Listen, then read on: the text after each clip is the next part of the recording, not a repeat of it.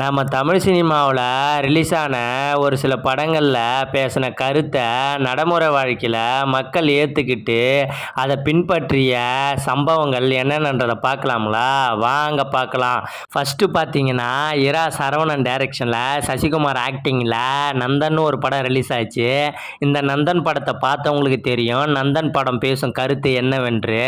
உண்மையாகவே பார்த்தீங்கன்னா இந்த வருஷம் ஜனவரி 26 குடியரசு தினத்தப்போ ஒரு ஊரில் ஒரு பஞ்சாயத்து தலைவி ஸ்கூலில் கொடியேற்றிருக்காங்க. அடுத்து பார்த்தீங்கன்னா, இருகப்பற்று யுவராஜ் தயாளன் டைரக்ஷனில் விக்ரம் பிரபு, ஸ்ரீ, விதார்த்தெல்லாம் நடிச்சிருப்பாங்க. இந்த படத்தில் பேசும் கருத்து என்னன்னு பார்த்தீங்கன்னா, எவ்வளோதான் சண்டை வந்தாலும் டைவர்ஸ் பண்ணக்கூடாது அப்படின்ற மாரி தான் பேசியிருப்பாங்க.